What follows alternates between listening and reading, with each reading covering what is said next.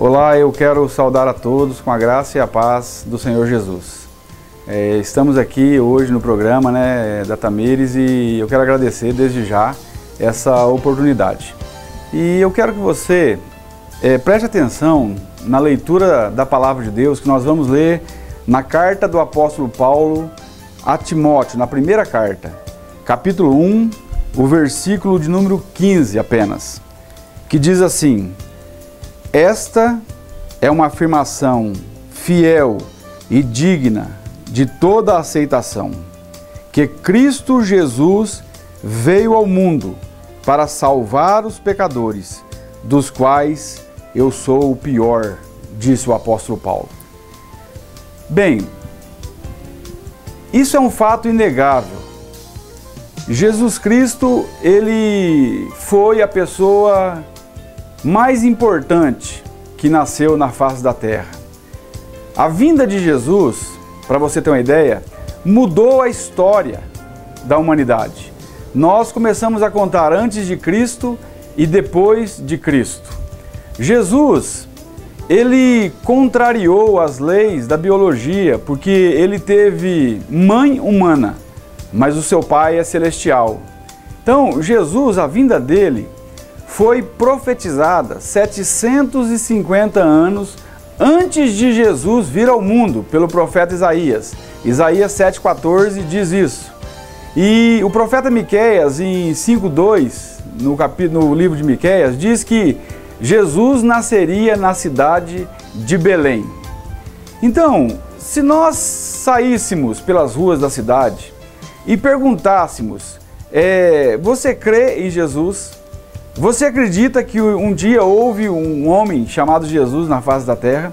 Eu creio que 99% diria que sim. Eu creio que um dia existiu um homem chamado Jesus. E nós vamos ver que muitas pessoas têm Jesus como um mero homem, um simples judeu. Alguns creem que Jesus foi um revolucionário, alguns dizem que Jesus foi um estadista, outros dizem que Jesus foi um espírito evoluído, que se evoluiu. Muitos falam que Jesus foi um profeta, um mestre, alguém que veio tão somente para nos deixar exemplos.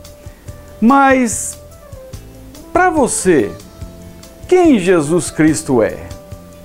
Quem é Jesus? Você para analisar a Bíblia em Mateus 16, a partir do verso de número 13, o próprio Jesus pergunta para os seus discípulos: quem dizem os homens que eu sou? Então os seus discípulos começam a dizer: uns dizem que tu és Elias, outros João Batista, ou Jeremias, ou algum dos profetas. E Jesus pergunta para eles: e para vocês, quem eu sou? Então Pedro levanta a voz e diz: tu és o Cristo, o Filho do Deus vivo.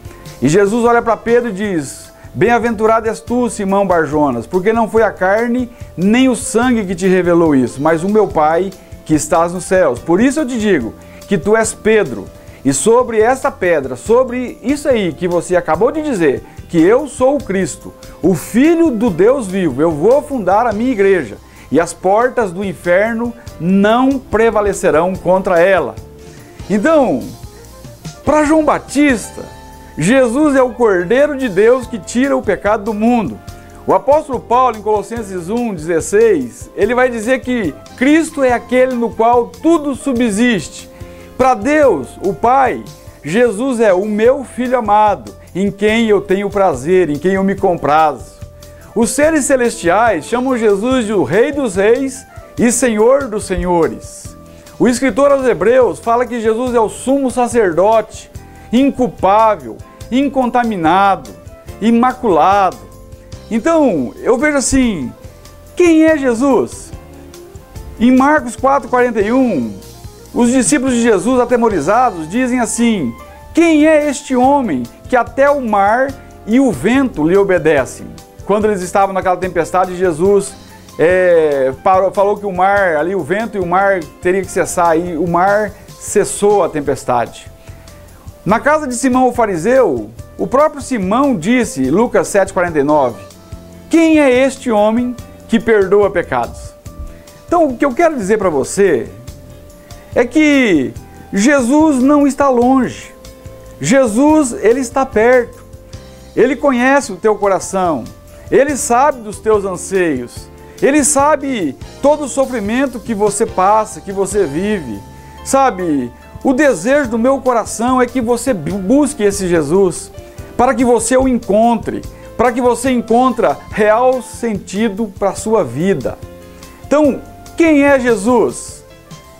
O Evangelho de João, logo no começo, vai falar que Jesus, Ele estava no céu, Ele estava na glória. No princípio era o Verbo, e o Verbo estava com Deus, e o Verbo era Deus. O versículo 3 diz: todas as coisas foram feitas por Ele, e sem Ele nada do que foi feito se fez. E o versículo 14 de João 1 diz: e o Verbo se fez carne, e habitou entre nós, e vimos a sua glória, como a glória do unigênito Filho de Deus. Então Jesus, Ele é diferente. Sabe, Jesus, Ele perdoou Pedro quando o próprio Pedro se condenava. Jesus, Ele estendeu a mão para uma mulher pega em adultério quando os homens queriam apedrejá-la.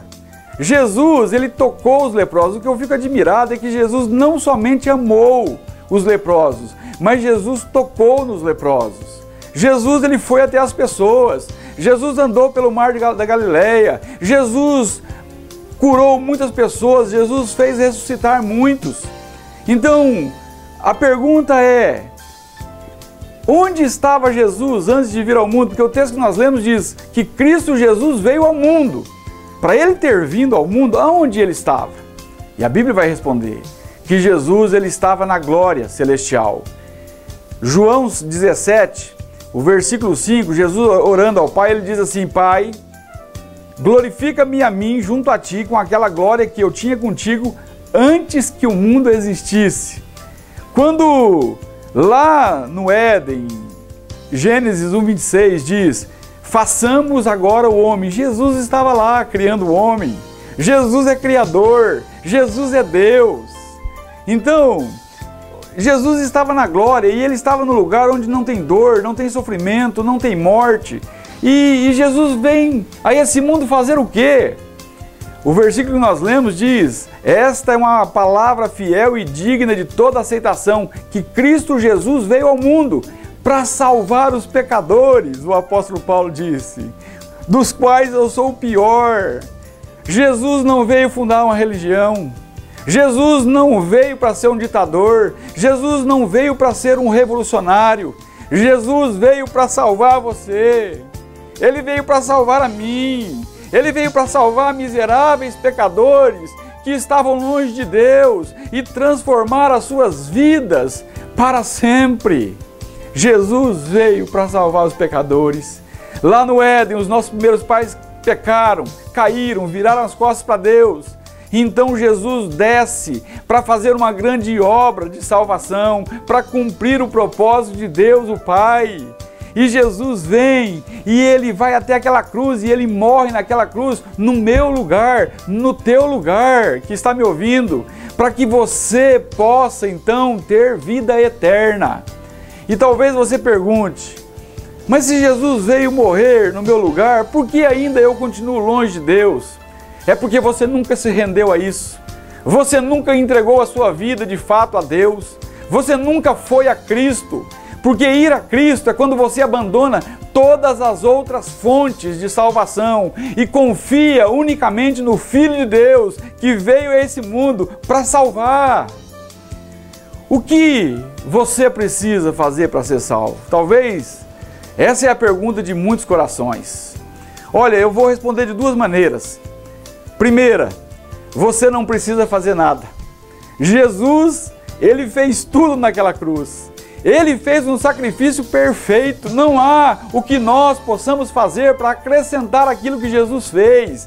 Ele fez um sacrifício perfeito que agradou ao Pai, que satisfez a lei santa de Deus, que satisfez a justiça de Deus. É por isso que 1 Coríntios 5:21 diz assim, que aquele que não conheceu o pecado, Ele, Deus, o fez pecado por nós, para que nós fôssemos feitos justiça de Deus.